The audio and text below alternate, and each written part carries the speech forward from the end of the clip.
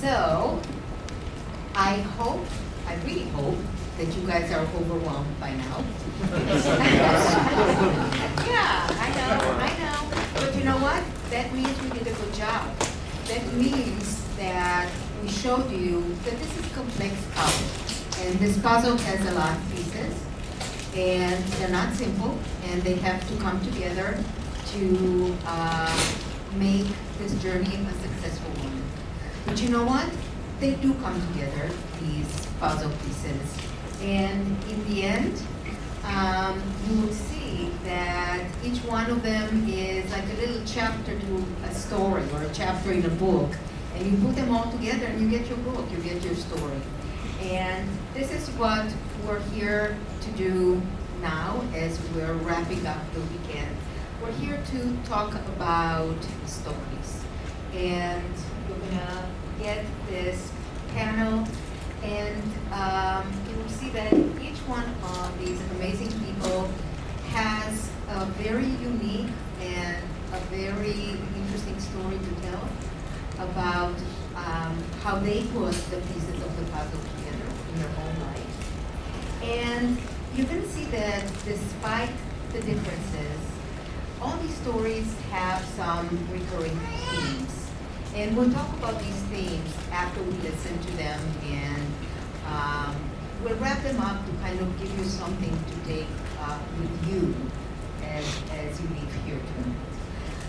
I am Dr. Sylvia Schneider-Fox. I think I met all of you. If I haven't met you, come to me after the panel and introduce yourselves. I want to know you. I'm going to ask now each one of my collaborators on the panel to just say a couple of things about themselves, their names, where they're from, a little bit about their family and their role in this story of surrogacy. So we'll start with you. You had to put it in really, How's this? Okay. So I am Ari Cohen. I am the proud father of 9.5-month-old twins. I actually was at the MHP conference here in Chicago in 2019, which is when we started our journey, and it's been fantastic. That's what I've done now. So I've been where you guys are. It's well worth it.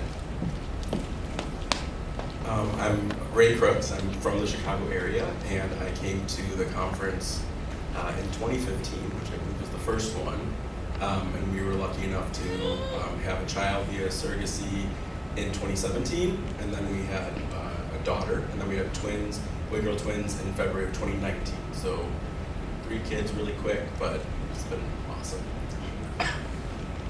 Hi, I'm Carter, and I was an egg donor to my cousin. I did my retrieval in 2012, and she has 2 kids now, about to turn 10 and 8 this summer. She and I both live in North Carolina, and I have a 5-year-old now and a 16-year-old from permanent guardianship. And it's a known donation, so everybody knows, the kids know. Fun, silly stories related to all of that. Hi, I'm Carrie. I'm from Longmont, Colorado, and I was an egg donor. I have 4 kids now, ages 10, 12, 14, and 16, and this is where I give one of them away, I believe. Is that right? Yeah, teenagers are fun. And my egg donation was anonymous, but I was always open to future contact, so that's kind of my basic story. Hi, I'm Mandy. I work here at MHB. I'm the Director of Membership and Assistance. I was a surrogate twice. The babies that I gave birth to were born in 2011 and 2014. I carried for gay couples both times. And I have 2 kids of my own and a stepchild, and they also are all teenagers. You cannot have them. I love them very much, and they also drive me a little crazy. So, you know, you have that to look forward to. Oh, and I am also based here in Chicago. Hi, I'm Jean. I'm from Boston, Massachusetts, and my piece in the puzzle is I am the product. So I have 2 gay dads. I was born to them through gestational surrogacy and a known egg donor. One dad is my biological father, the sperm dad, and the other one's sister was my egg donor. Mind you, this was back in 2001, so everything that all the lovely people up on the panel earlier said was kind of out the window. I was one of 4 eggs transplanted on the second go. Everybody in my conception was over the age of 35. Anyways, I have one brother who's 1.5 years younger than me, and our parents survived both of us in the teenage years, so that's a little about me.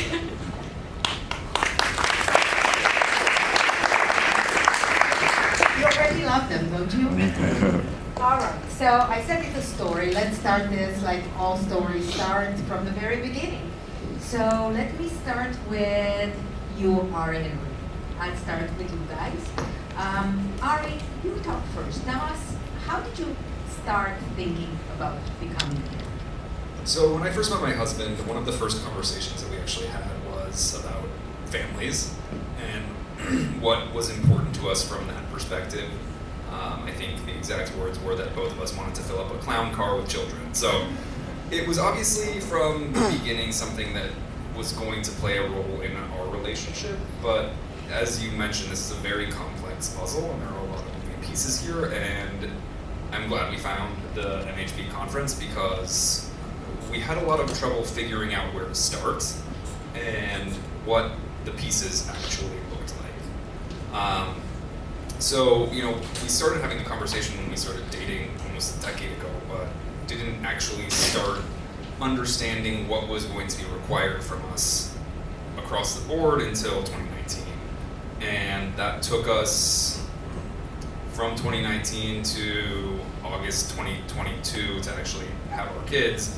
And I would say that we went through the process relatively smoothly, as smoothly as it can go when COVID is happening and our egg donor is in California and our surrogate was in Iowa.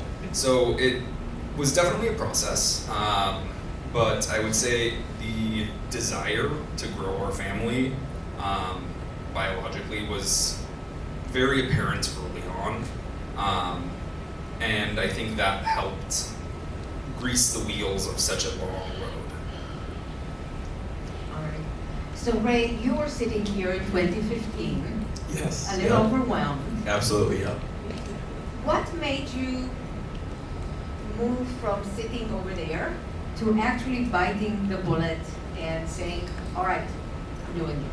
I think our story is very similar to Ari's too, where that was something we met in 2005. We were young and we talked about it then, not knowing what that looked like. So again, so happy to have found Men Having Babies because that pushed us. We met the people we worked with here for the most part, the agency and the clinic. So that was a huge push forward. And then we did apply for the GPAP and got the first level, and that was a huge help. And so that was kind of really, we were ready. So coming here in September, January is when we sat down and did everything with those pieces and started the puzzle. And you know, it just took till April 2017 to have our first. And as I already said, we were just so fortunate for everything to go so smoothly. We had a good kind of setup. One little difference, because our stories are very similar, is I was lucky enough that my sister donated our eggs, so it's my husband's sperm, obviously, my eggs, so that's huge. That was a little bit of financial help, but also just to have our family be all biologically ours was awesome. All right, I will come back to that in a second when we talk about the egg donation piece. But I want to go back to Ari, to something that you said before. You both alluded to this, figuring out how to put the pieces together. Can you say more about, all right, what did it mean for you figuring it out? Yeah, so again, this is extremely complex, but the way that I think helped process it is the fact that there are pieces, and you can't do them all at once. There is the piece where you come to this conference and you start understanding what you actually need to do here. And then there's the sperm donation piece. There's if you're going with an egg donor agency, or if you're going with you have to find the egg, you need to find a surrogate. So these are all pieces that you can kind of break down an incredibly complex process into the disparate pieces, and it feels a little bit more navigable that way, because looking at it from just bird's eye view, and you see this journey that people are talking about, that best case scenario is going to take 3 years. That can be overwhelming. It certainly was for us, but once we had a better handle on, okay, so we need to do step 1, then we'll get to step 2, then we'll get to step 3, and then just understanding exactly what's required from each step and knowing who to turn to achieve those steps does make it feel more accessible. And I think that's a huge part of this conference, but it's also just hearing from people who are the parts of this process. It helps. All right, so let's hear from the people who are part of this process. And Carter, let me start with you. Talk a little bit about what it was like for you to make a decision to donate, and what did it mean to you to donate to someone you knew? So that's always the funny part, is because this was a really, really quick, easy, straightforward, didn't give it much thought kind of choice for us. I'm really close with my cousin. I'd been following her fertility journey as she was working towards trying to have kids. And so she sent out a family email that said, kind of, here's what's happening, here's where we are, and the next choice is we're going to do in vitro. We've got to decide if we're going to use my eggs or someone else. And it's always been the running joke that we look exactly alike. We are exactly alike. Everything in my family is, we're sisters and identical in so many different ways, even though we're 20 years apart. And so that was the running joke, was, well, that's the natural option. And I yelled to my husband, we were a month married.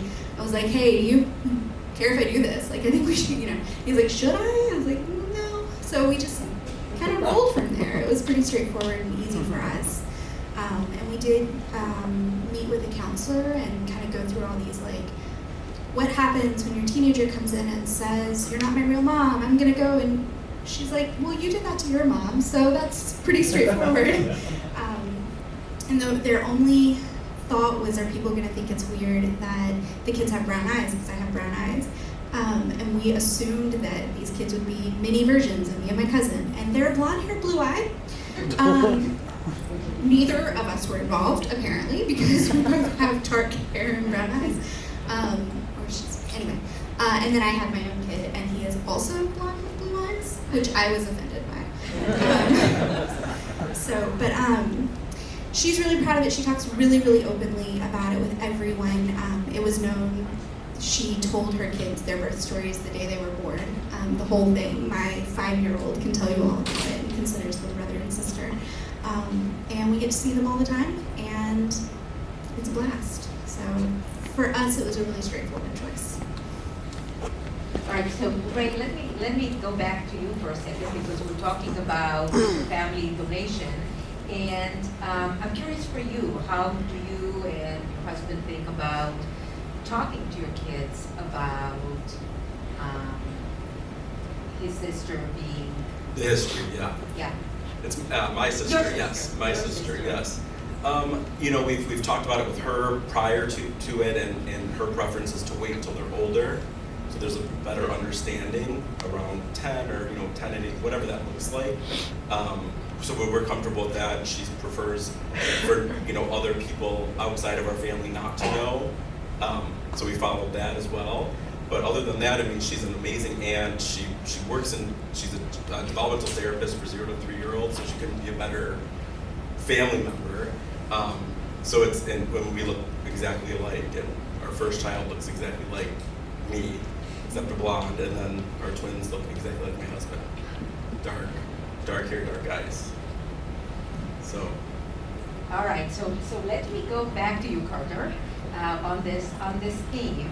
You look at the kids, and you know they're different, and in your family they know the stories already, right? Tell me how you feel when you relate to them. Do you feel weird? Does it feel strange? I mean, it did right after they were born. I was 25 when Carolee was born. And I didn't have my own kids. I didn't know what it was going to feel like or anything. And for me, it was very much a preview. I would watch these pictures and I was looking for, do I look like that? Does that look like my baby pictures? Is that what my baby's going to look like? And that's really what I was thinking. The kids have other first cousins who I'm very, very close with as well. And I really don't feel any differently towards these two kids than their first cousins, with the only exception of I feel like I owe them something. I mean, Carolee calls with a question, I'm going to answer it. My life is an open book. These kids are entitled to that from me, in my opinion. So that's really the only difference, but other than that, they're just more cousins in my family. All right, so Carrie, let's move to you, because there's a whole different experience when you don't get to see the kids and you don't know what they're like and they're not known to you and they just exist somewhere out there. So can you talk a little bit about, first of all, how the process started? Because you did do it so early in the history of the egg donation. Yeah. So for me, it was right after college. I was dating who my kid's father is, and he was open to the idea. My sister was actually starting her family around that time, and I knew I wanted a family, and it was always important to me. I always wanted a big family, and kind of watching my sister start her family, and I just kind of started to think about, what if I had trouble having a family, or what if somebody, my sister had trouble having a family, and how amazing it would be to be able to help people who might have issues for whatever reason. And that really touched me and spoke to me. And so knowing that my family wasn't going to be started for a while still, I thought this is the perfect time to be able to offer to help somebody through this process. And that's kind of what drove me. It wasn't really, they asked if I would be open to donating to a same-sex couple, and I said absolutely. I would have been totally open to an open donation as well, but that just wasn't the case for this. But it was a great process for me. It was really easy. I didn't have any issues. The whole process just was pretty seamless. And then I ended up having my first child about 4 years after. So, and I would have absolutely been open to donating again. I ended up going through some endometriosis issues afterwards, so that kind of wasn't an option anymore, but yeah. And what do your kids know, if anything, about the process, and how do they feel about having other people out there who are genetically related to them? Sure, so they actually all know. I don't know, my younger kiddos, I've spoken openly always about it, but I realized that maybe I haven't spoken about it in a while, because as I told them I was coming here this weekend, they kind of went, wait, what? And I was like, oh yeah, I remember. And the older two, of course, had to say, well, we know. You didn't know, we know, and so we all, I kind of refreshed all of the stories before I came here this weekend, and they all just think it's really neat. My sister works with MHB, and so she, they all know what Thea, as they call her, does, so they kind of all put all that puzzle together, and they just think it's great. All right, so let me go back to you guys. And Ray, start us off by talking a little bit about the surrogate piece. how did you find your surrogate? How did you decide on her? And how did you first meet her? So I would love to tell, we had 2 very different stories, technically 3. So our first one was through an agency, and we got matched up pretty quickly. We were super fortunate to have somebody in Illinois. She was in Ottawa. She was experienced. She had already had twins for a couple in Spain. So she, I think we met her in May, like around Memorial Day on a video conference in 2016, and then started the process there in terms of meeting with her, and it was the right fit. She could only carry one because she had preeclampsia with the twins, so she was approved to do 1, which was fine for us, and later we found out we'd only had 2 embryos, so it was a good scenario. And then it worked the first time. So that was the first time. The second time, we had a friend of a friend who wanted to do it for us, and she had already been 3 or 4 times a surrogate, I think. Labor and delivery nurse, like the dream, right? And she was pregnant with her last surrogacy. She had twins, and they came too early, so she wasn't allowed to do it again. So kind of back to square one. She referred us to a friend who was also a nurse. She wanted to do it, went through the preliminaries when she sent all her stuff to our doctor and was approved basically, but hadn't had an appointment. Then she kind of backed out for personal reasons. So we were kind of back to square one. So anxious, we wanted the kids close together. They ended up being a lot closer than we thought they would be. But we know it's a process, and we met the one that we ended up using for our twins through a Facebook group, a surrogacy Facebook group. She had posted. I reached out to her, and that also went relatively quickly. She had a lot of kids from the time she had ours. She had her own 2 children, a surrogacy, single child, and 2 sets of twins before my twins. So she was 34 when she gave birth to my twins. Before mine, she had never had used drugs. But unfortunately, our water broke for one of ours, and they had to be a C-section. But she had never. She was. So we're talking about delivery drugs.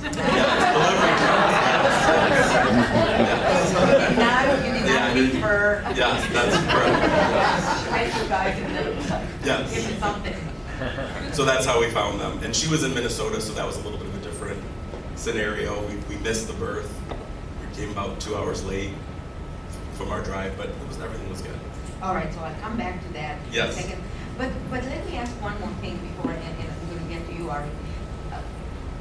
The ups and downs in this journey, how did you guys navigate, emotionally? I mean, it sounds like it was a bit of a roller coaster. This whole- Yes, I think, one thing that having a partner, a spouse, and when Ari was talking, I was thinking about that too, is like, we took on different roles. He did, the financial planning, how to figure it all out on that end, where I was the one kind of pursuing, I talked to the nurses before the transfer, after, all those things. So we had our roles, which made it really, helpful.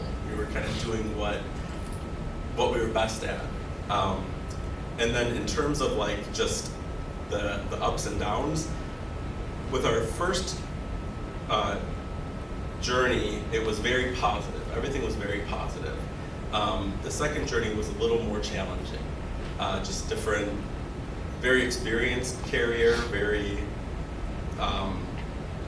what's the word I'm looking for? She was just wanted things her way. So sometimes there's things we could pull back on, but then there was things that we put our foot down on, which was one of her, and we put it in the contract because she wanted it in the contract, and we said no, so it was in the contract that she could not. She really wanted to breastfeed in the hospital, which we found different.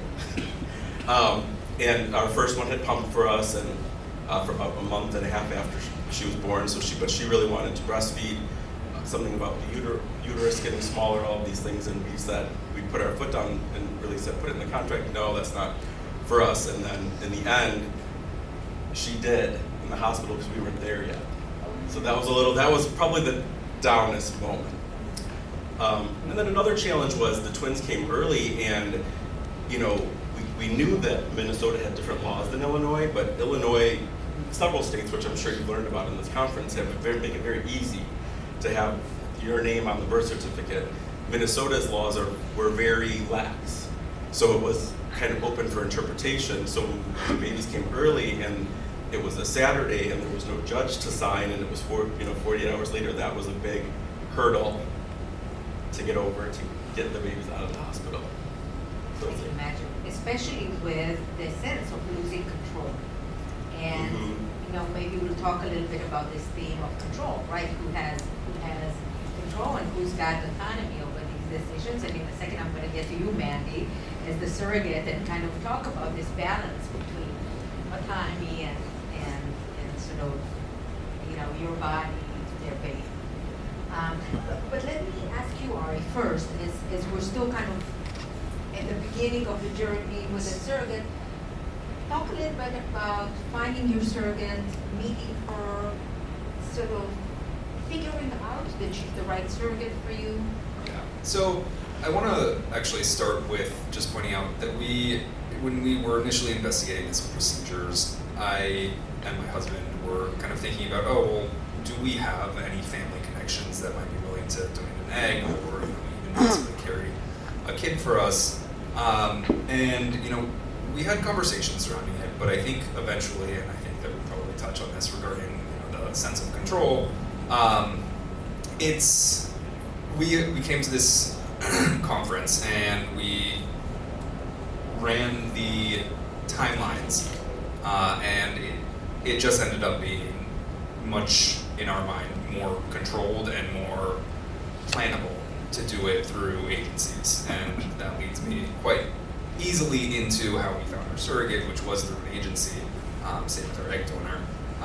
But I want to say that our result here probably is not typical. We did our embryo creation at the end of 2020, and so we had been under the impression that finding a surrogate was going to take us probably 6 months at the least, because we were looking for someone who was going to carry twins, or hopefully carry twins for us. And the fact remains that just the number of surrogates who are comfortable and cleared to carry twins is significantly lower than the number of surrogates who are cleared and comfortable carrying a singleton. So, we had it in our heads that this was going to be a long process, and we got an email from our agency about 3 months after signing with them, and they were just like, we have someone who might be interested. She has 2 boys of her own. She had a singleton pregnancy and successful delivery about a year ago. She's interested in doing this again. She lives in Iowa, so it's technically a drive. It's a long drive, but it's drivable.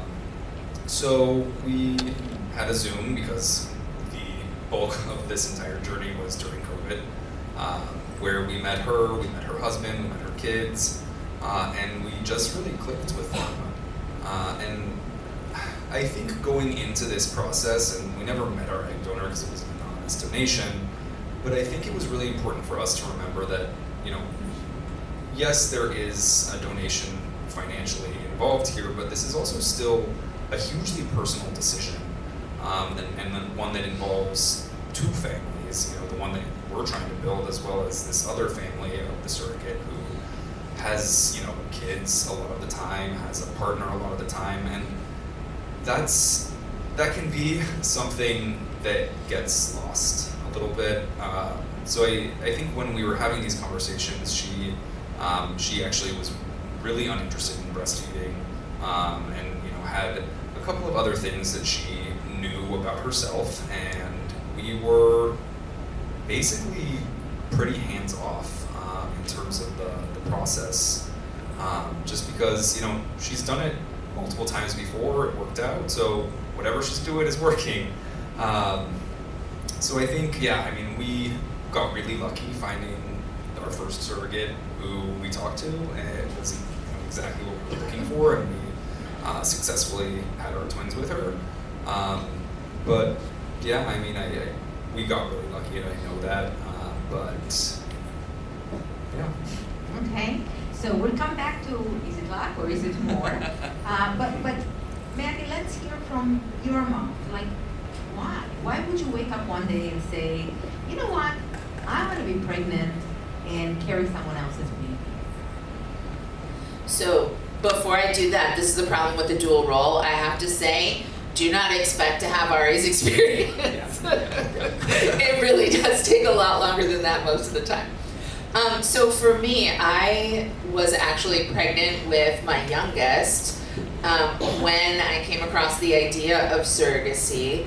I was on a pregnancy support group online, and one of the women in the group gave birth and told her story, and she was a surrogate. And I was like, I could do that. That would be super cool.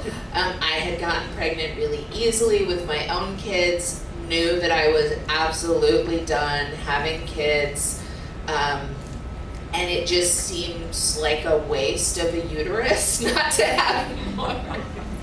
So I decided that, that would be a really wonderful thing that I could do to help other people. I carried for gay couples both times, and that was really important to me. Why is that, Mandy?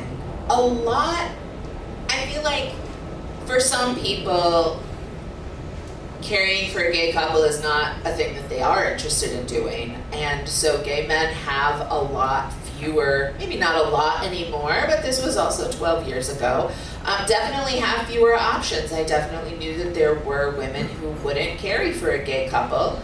And so I said, you know what, the straights have enough. I'm gonna carry for a gay couple. So that was really important to me, and it was just a really wonderful experience. As you made the decision or you started thinking about it, talk a little bit about the hoops you have to jump through to actually get from thinking, well, I could do this, it's a waste of a uterus, and actually getting approved, matching, meeting your intended parents. What was that process like? Well, first I had to give birth to my own baby. And also I was one of those, at the time they called them crunchy moms, who really, I felt really strongly about breastfeeding my baby as long as possible. And so that meant I also had to wait until my baby was done breastfeeding before I could even begin the process. I connected with some agencies, and they all basically said that, you'll have to wait until you're actually ready to get started. So I worked with an agency. Both times I worked with agencies. So there's a lot of paperwork involved. And obviously I had to have a discussion with my partner as well, and that was really straightforward. It was very much a your body, your choice sort of a thing. And the whole family was really involved in the process, which I imagine will probably be a conversation we'll have more later. But in terms of the hoops, there were all of those kind of interpersonal hoops. And then there was the paperwork. Once I got signed on with an agency, there was also a psychological evaluation. Boy, I had a couple of rounds before I actually matched with my first couple that I wanted to work with. And that is just the way it goes. Sometimes it's really important to make sure that you are aligned on some things. As you're hearing, it's important to make sure that everyone's on the same page. So it took a couple of rounds of talking with intended parents before I found my guys. And then there were even more hoops after that. So my spouse had to do the psychological screening with me, and then there was medical screening, which we had to do together as well. And it was in California because that's where the agency and clinic were that we were working with. So there was a lot of travel involved. Hilariously, the couple lived in Chicago, and I live in Chicago. So we all had to fly to California to do all of this. But it was really delightful in terms of building a relationship with them. And we had a meeting. We were able to meet in person, which was really cool when we decided whether we were going to match or not. and it was really nice to be able to have a conversation with them over dinner. It was a little bit less weird than Zoom, which I think we're all a little more comfortable with now, but at the time it felt really good. Yeah, so there are a lot of hoops involved for sure. There are a lot of hoops on your end, and also quite a few on our end.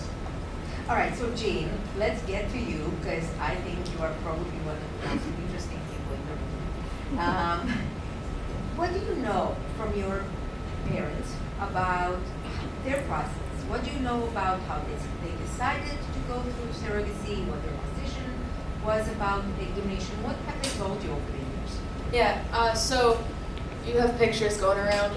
I have two dads, one has hair, one does not. I will give you their names. The bald one is Peter, the one with hair is Norm, just to help put names to faces, because if I just keep saying my dad, it gets confusing.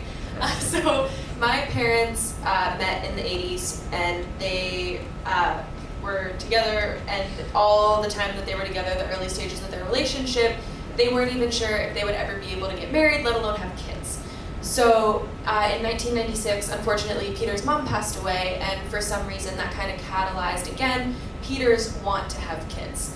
So one thing to note about my story as well is the way I ended up coming to be was not initially how my parents intended. The plan was for Peter to be the sperm dad, and for them to use, they would hope, I think they wanted a known surrogate through an agency. They went through about 3 or 4 different potential surrogates, and again, just matches didn't happen. They fell through for different reasons, it just never fit. And at that point, my aunt, Peter's sister, had this idea, hey, what if I gave the egg? But at that point, she wasn't quite sure if she was willing to carry a baby. So she said, hey, I'll give you this egg, find someone to carry it, and I'll help you in that way, I guess the best way to put it.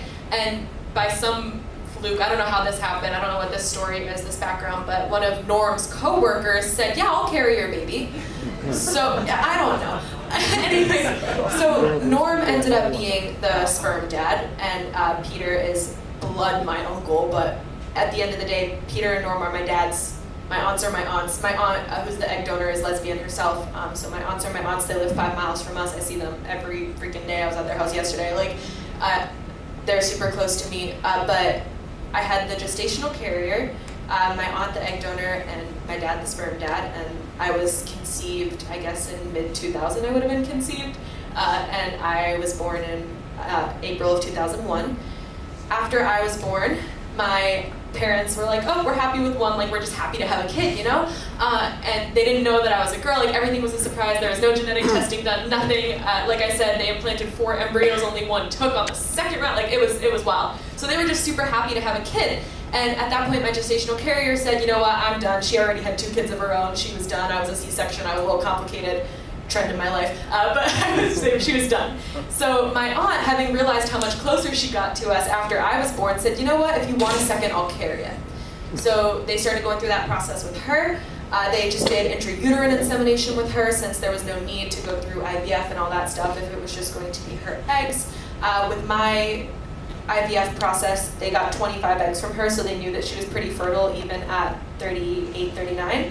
And so my brother was conceived in January 2002, born in September. We're about 1.5 years apart. And I have a really strong relationship with my aunt, my egg donor, like I said, but for reasons unknown to me, my dad just hasn't told me yet. His relationship with my surrogate kind of fizzled.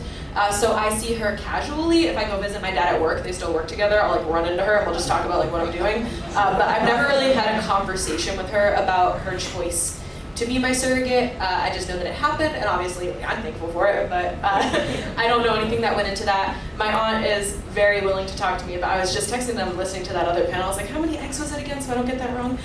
They're like super willing to talk to me about that, and they don't have kids of their own. My parents did offer to reciprocate in some form. My aunts just didn't want kids. They have 3 pets in the house right now, which is plenty for them. So that's like, I know that was a lot, but that's basically my story. Yeah. Well, it's got some really interesting elements. So you were conceived through egg donation and surrogacy, and your brother was conceived through traditional surrogacy. Do you feel like there's a difference in how each one of you relates to your aunt? No. My brother's name is Luke, also just for context. He's in some of these pictures. But I honestly think I'm closer just because my brother is like a little more of his own kind of person, and I need to be with people, need to be social, need to be talking to people, so I just kind of spend more time with everybody in a way. But I think we both really truly were raised to see our dads as our dads and our aunt as our aunt. So we just have that kind of relationship with her, and we're both like still pretty close to her. Like again, we're there all the time. When we're both home, we try to go over once a week for dinner. Like we're still very involved with them, but I wouldn't say that I feel we're different. I don't know what her answer to that question is, but I think that like at the end of the day, she's my aunt, and she's a female role model in my life, but she is in no way, shape, or form in my head my mom, if that makes sense. All right, so you're talking about kind of two surrogacy journeys, yours and Luke's, that are very different. And I want to go back to you, Ray, because I want to explore again this idea of the different surrogacy journeys, and talk a little bit about sort of the difficulties and how do you deal with it. I mean, you alluded and talked a little bit about the communication snags. Yes, yeah. How do you deal with them? I mean, talk more about. I think even when Mandy was saying that she, said no to a few people, it is a little like dating. You're trying to say, look at our profile. Here's all this great stuff about us, and we're looking at you. But in the end, the carrier is the one who's going to make the decision whether they want to work with you or not. So you get your hopes up, and like Ari said, our first time was very fast. It was great, matched. It was very quick and very positive. And then we hit our roadblocks of having someone that was lined up that ended up not being able to do it because she had her surrogacy too early. Then the next one, we went through the stages. We were excited. We met the family. We put the work in. We went out to dinner. Then we went to the house. We met the kids. We did all that exciting stuff, and it was very positive. And she pulled out. She had a sick parent, and it all made sense. But you have kind of a idea of what's going to happen, and then when it doesn't work out, it's very challenging. So to answer your question a little bit more about the communication is, as Ari said too, they're the one having the baby, so you're putting as much as you can up front so that you're understanding what their wants are, what their needs are, what the expectations are ahead of time, but along the way, things can change. So, yeah, and in our case, we really have to roll with it. Typically, like just something as simple. And she was in Minnesota, in Minneapolis area, but the appointments were all in Minneapolis. If she changed one last minute, that kind of threw our whole. We had to drive 6 hours to just go see the sonograms. For the important ones, we went, I think, 3 times up there, because she came here because our doctor was here to do the transfer, but everything else was there. So, she changed an appointment on us last minute. That was very challenging. And it's even, it was not a drive, not something either one of us wanted to miss, but also not a drive you want to do alone. 6 hours, I was like, okay, well, you have to work and I'm going to go by myself, 6 hours? Am I going to bring a friend? Like, how does that? So those are challenges. That's nothing, you can't really change that. Did you communicate with her about that? Was that or through with the agency or with? Well, that particular journey was independent. So yes, and our first go around was very easy. She was very laid back, almost too laid back at first. I'm a little more uptight than that. My husband's a little more controlling, and she's like, everything's gonna be great, and she was right in the end. But we never had to have a conversation with the agency with our first carrier, but our second time around, that we were kind of in. She wanted the way she wanted it, so we had to roll with that. All right, so Ray's talking about different journeys, different experiences, and I'll get back to you, Mandy. What was it like? 2 different journeys, 2 different experiences. How do they compare with as you reflect back on them? Good, bad, and indifferent. The most obvious difference is that the first couple I worked with lived in Chicago, and so did we. The second couple that I worked with lived in Connecticut. So it was a lot more of a process. And actually, when we had our medical screening, my kids came along, which was really cool. We did, in both cases, the kids also developed a relationship with the guys, which was really important. Otherwise, it was very similar, and partly because we did do that upfront kind of dating, and is to a certain extent the surrogate ultimately can say yes or no, but I think it's really important on both sides to know ahead of time, do you have similar, it is also like dating, because do you want kids? You don't want kids? Maybe this isn't a good match. So it was really important to do that work up front. So I think that really helped in making sure that both of these were good matches to do that work up front. And otherwise, they were very similar in that we did have those good relationships. The first couple that I cared for, we actually tried to do a sibling journey, which didn't work out. So the second couple that I cared for, I had preeclampsia at the end of that, so I could not do a sibling journey for them or any more journeys, which was very sad. Right, so Ari, let me get back to you, because when we left off, you were talking about how easy and lucky it had been. So now I want to ask you about the parts that maybe weren't so easy or smooth. Were there parts like these, and what were they?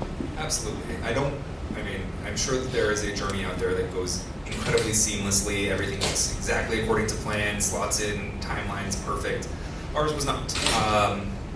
It was, I would say, results not typical. I think, again, we got very lucky in almost all of the aspects here, but not all of them. I would say, so with our egg donor, we probably spent the better part of 6 to 9 months, finding the right agency for us, and then finding the right donor at that agency for us. And when we found her, it was also a two-way street. She's an anonymous egg donor, but she still has to approve, donating her eggs to me and my husband. And she had done that. She was actually, when we selected her, she was doing her first donation. And, we were thrilled, very excited. First donation went well. We'd heard all of this through the agency, and then about a month and a half, 2 months after that, she kind of, there was radio silence from the agency. At first we weren't really concerned, but as time went on, when it came closer and closer to the time that we were supposed to be, starting the medications and starting to plan for the egg retrieval, we started getting a little concerned, and it turned out that the medications had been incredibly hard on her body, and she was pretty certain that she didn't want to do a second donation, which was our donation, and that was challenging, because even it had taken so long to find who we thought was the perfect egg donor for us. And honestly, I think the other donors at that agency, as well as the other 6 to 8 other agencies that we were getting emails from, all of those were viewed against this perfect donor that we had on the internet, which made it very challenging to find a backup. And we had already spent at this point probably 10 months getting ready to get these eggs and create some embryos and then move into the surrogacy part. And I actually remember it quite clearly. We got a call from our agency about 2 months after they had told us that she probably wasn't going to do this again, and I guess she, for whatever reason, came back to them and was like, okay, I'll do one more for this couple. So we got incredibly lucky with that. But I would say overall the biggest roadblock, and I still hold this true, and I think I'm probably going to get agreement from a lot of people, is the financial one. Yes, things can go incredibly smoothly, but this is expensive. Especially if you're doing egg donor surrogate. It's an expensive process. It has a ton of paperwork. You need a lot of lawyers, and that's hard. Like that's the end of it. Like it's hard coming up with this amount of money for this process, and there are definitely agency or MHP GPAP is huge. If you haven't signed up for it, do so immediately after this conference. I am actually now on the board of a foundation that gave us grants, the Chicago Coalition for Family Building. Please do apply, highly recommend it. But again, even though we got grants, we had discounts, when we got married, we requested that people put funding into a family fund instead of giving us gifts. Even with all of that, still wildly expensive. So I think, to answer your question, our process was smooth for the most part, but it was still very, very expensive. All right, Mandy, I'm gonna address the elephant in the room, which is, this is expensive. People are worried about money. And on the side of the surrogate, the whole talk of money and the whole talk about being compensated is weird. And it's awkward. And people will ask you, I imagine, throughout the journey, well, are you getting paid? And how do you feel about getting paid to give away your baby? And so talk a little bit about how did people in your life, including the intended parents, navigate with you the part that you were getting compensated? In terms of the intended parents, everything was done through our attorneys. And that sounds kind of weird and cold, but also is a complicated process. It's a very touchy process. Everybody is in it. In my journeys, everybody was in it from the heart, and also money is part of it. So doing that negotiation kind of through the attorneys took away some of the immediate kind of relationship tension that could have come up talking about money. So that was really good. In terms of other people, I definitely did get asked questions about the compensation. And people be like, oh, so you're getting paid? Like, yes, I was getting paid. And being a surrogate is a lot of work. It's a lot of work. And surrogates deserve to be paid for that work, I would say. Obviously we're getting reimbursed for the cost so that nothing is coming out of our pocket for the cost. But I was doing the math before this panel, and I think between my 2 surrogacies and the attempted round that did not work, I probably had 250 injections. Because you have estrogen, you have progesterone. Once you're pregnant, you have progesterone every single day for several weeks. Like, that in and of itself is so much work. And there's also going to doctor's appointments. There's so many more appointments for a surrogacy journey than there are for kind of a typical pregnancy. There's a lot of travel, there's just so much to it. And also the carrying of the baby, which is a lot of physical effort, and also it's dangerous.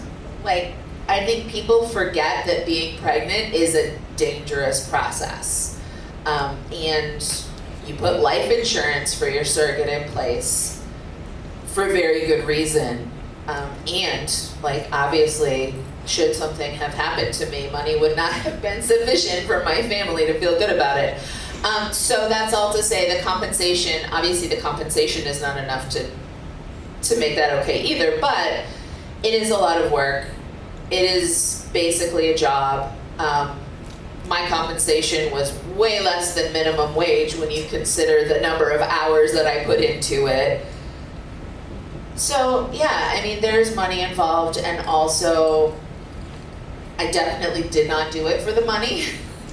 And that's what I said to people. Like, if I wanted to get money, there were so many easier ways to make $30,000. This was 12 years ago. Surrogates are more expensive than that now, sorry. but there were a lot easier ways to make that kind of money. All right, so we're talking about other people and what other people think and how they respond to that. But let me come back to your partner, to your kids. Talk a little bit about how this affects your family and how it affected him, how it affected your kids. So my kids were 3 and 6 when my first surrogate baby was born. So they were 5 and 2, 4, you know, they were young when I first got started. And so they've kind of never really, it's never been weird to them that their mom was carrying someone else's baby. They always, like, they knew the dads right from the beginning. It was just always part of our lives. And they just always knew that this was the thing we were doing. We were carrying Ryan and Dave's baby, and that's just what was happening. My partner was incredibly supportive, did the ice cream runs, you know, did all of that part, was kind of the surrogate dad, right, during the pregnancy. And again, I was very lucky with my first couple that they lived in Chicago, but also they still couldn't do the ice cream runs at 3 a.m. And so it was definitely a family project, and we haven't stayed in super close contact with the couples that I cared for, but for a while we were doing birthday parties and things like that, and the kids were invited, and it was very much a family affair. All right, so Jean, let me ask you about this, kind of to continue from where you left off, Mandy. So, do you wish your dads had stayed in closer contact with a surrogate? I wish I could pick her brain a little bit, but at the end of the day, I probably, when I hear the full story, will understand the full reason of why, but I respect her decision to step away. And like, again, I know who she is, and I still see her on occasion, but I fully respect that she doesn't want a super close relationship with me, and that's totally fine with me because she's not the only role model in my life who I have, and I have other people who I'm like super close to. And if one day she came to me and said, hey, let's talk, I would be more than willing to sit down and talk with her. If that never happens, that never happens, and that's just kind of something that I, as a person born into the situation, kind of have to accept.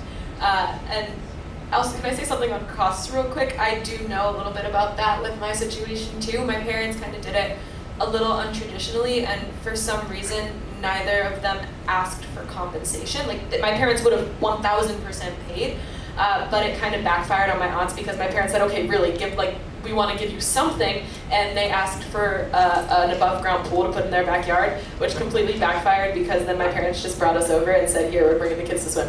But the pool turns 21 in August. I swam in it yesterday, and all is well. But they got like incredible. I don't know, again, the full backstory to any of this, but. So I'm curious. You said that if you could, you'd pick your surrogate's brain a little bit. What questions would you down for? Well, we were kind of talking about it earlier. I just kind of want to know how she feels about her relationship to me, because having not grown up around her, like, to me, she's just another coworker of my dad. She's just another person who, again, I just see on occasion and chat with. But I would love to know what she thought about the whole process. I was her third pregnancy.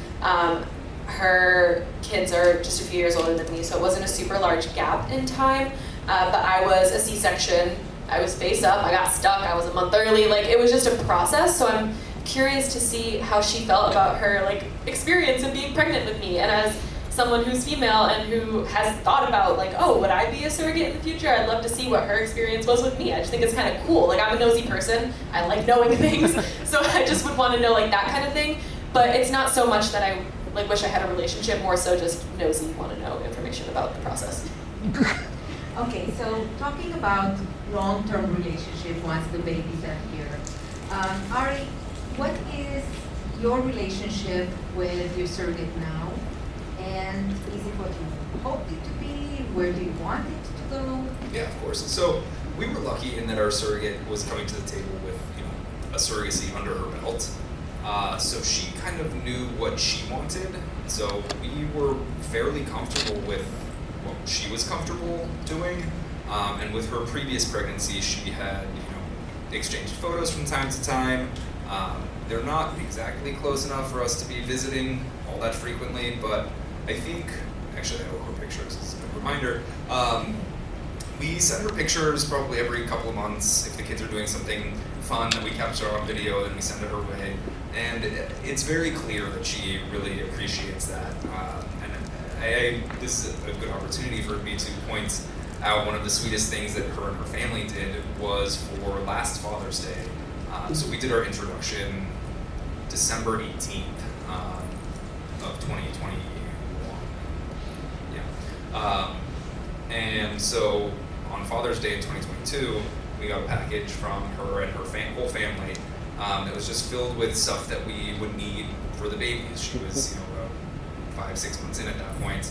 And it was just so touching and so thoughtful that not only had she gone out of her way to, fill this box with onesies and various first aid related things, Band-Aids, etc., but also her sons had written on a card, and her husband had been involved, and it was just really touching because I think once the babies come out, there might be a tendency that, okay, well, there isn't any physical reason at this point for us to continue to be in a relationship of any kind, but I think that there is a remaining psychological connection that will probably remain forever. And we are comfortable with that, and I think she had kind of specified that we never want it to fully peter out, but probably have weekly photos is a little bit much. But I think we will continue to keep in touch with her and her family, and just let her see the results of this endeavor that we undertook together. And there's never a moment that we won't be grateful to her, because this was a huge sacrifice on her part, even for what surrogates are getting in terms of financial compensation. It's not enough, but it's a huge decision, and it's we will always be grateful for it. So Ray, you had two different experiences. Yes. And I'm curious both about your relationship with your first surrogate, but I'm also curious about what happens when the surrogacy ends after delivery on kind of a sourish note. Yes, I'll start with that one. It did end on a sour note. There was more challenges, and it's interesting to kind of think back and remember now, because the good memories are here now. We have these, in my opinion, perfect children, and so all the hoops you're gonna have to jump through, and the roadblocks they're not top of mind anymore. So kind of going back it's interesting. And for that particular carrier, when we met, it was very important for her to be involved, meaning just knowing the kids. And we were her 8th and 9th baby, we were her 5th and 6th surrogacy. So she's got, that's not even right, she has 7 that she's had surrogacy. And her own 2. Yep, so we were 8 like that. So there's 7, and they're in all of hers were in the Minneapolis area near her. So she kind of has had this expectation that we would come up there a little bit more and take Easter photos, things like this. And that was very challenging. And I finally just kind of had to say, my husband works a lot, it's 6 hours, my kids are pretty young. And she said, thank you for being direct. And she's very direct. She's a police officer. She's very, so that being said, it's not negative. My husband is a little more sensitive. He doesn't want communication, but I talk to her, I send her pictures. We're social media friends with both. And we post a lot because during COVID that was a big thing for our family and things that they wanted to see, so we make sure we update it. So she likes everything. I still text her, so it's fine. It's okay. And with our first, we've remained very close all along. She told us when she was having our first, she was done. She always envisioned having 5 children. She had twins before and then her own 2 children. So we never looked to her for the second round. And then when our twins were born, she came to us and said, hey, you know what, I'm thinking of doing it again, do you know anyone? Do you have any friends? And at the time he said, no, we don't have anyone. And then we talked, we stayed in constant contact, everything was very positive. And then we actually went through another journey with her this past December for our last embryo, and unfortunately it didn't work, but we did stay close enough that she wanted to do it again. So. All right. Is it scary that when you have a surrogate who wants to be in touch with you? Because I know that at this point, for some people, the idea of, oh, my surrogate is going to want to have a say in my kid's life, or she's going to want to be in touch, that feels like a scary experience. Yes, and I wish I knew exactly. I think that we agreed to yearly photos in the contract. That was the extent we agreed to, based on our lawyers' recommend whatever that looked like.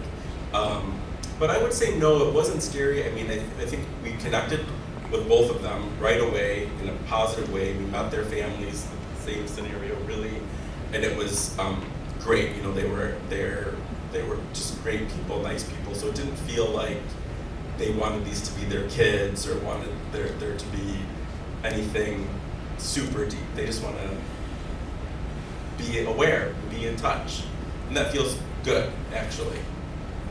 Okay, Jean, I'm gonna go back to you. We're getting close to sort of wrapping up. Unfortunately, I can talk to you guys another hour.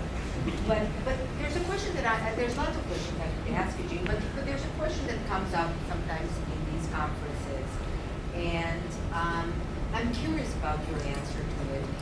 Sometimes when the dads look at the option of becoming parents through surrogacy, one of the things that scares them, intimidates them, is what is it going to be like for our child to not feel that they have a mom? And what is it going to be like for them when people ask them about their mom? So talk a little bit about what was that like for you? Is it a loss? Is it something that you saw in other places? What was it? Yeah, so my answer to that question typically is like, this is all I've known.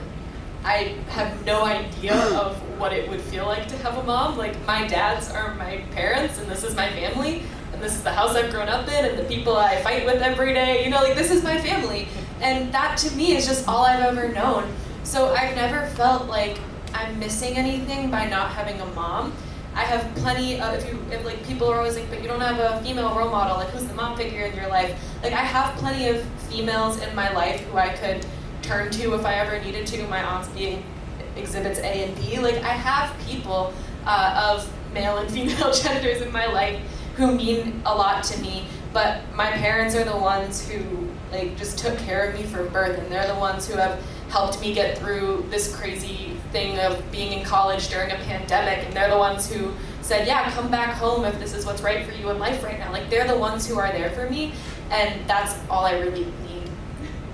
And be that if you have one of those parents, two of those parents, four of those parents, like, as long, like, that's what matters, is having that person or people there for you.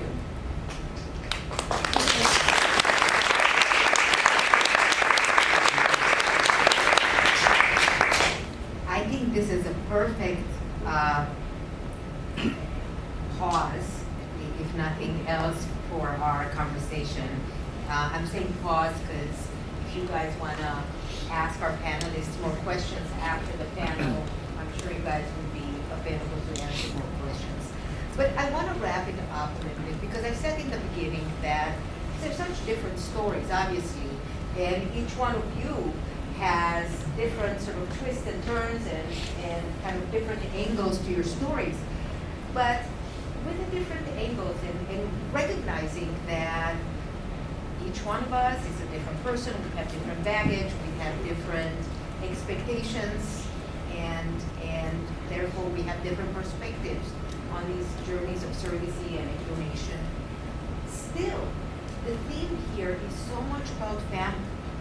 And it really is, when you look at this family building, with the help of donation, with the help of surrogacy, what it ends up being is really that it is about families helping other people build their own families. Close father, but that is really what this is all about. There are things that I'm listening to you, and I think that as we move into the next portion of our program, we'll talk a little bit about what can you guys do to ensure that your story is successful and ensure that you can have some control should you decide to do that. But I'll pause here and I'll just leave you with just, I started yesterday, and if you were here yesterday, you heard me say, in the end, it's about emotions. And it's about the emotional experience, the emotional connection. And I think that as I listen to each one of you, in the end, this is what it was about, in one way or another, for each one of you. So thank you. I really appreciate your stories, your sharing them so openly. And for you guys, I hope you guys end up having good stories. And in 5, 6, 7, 8 years, you're going to be here sitting on the stage with us.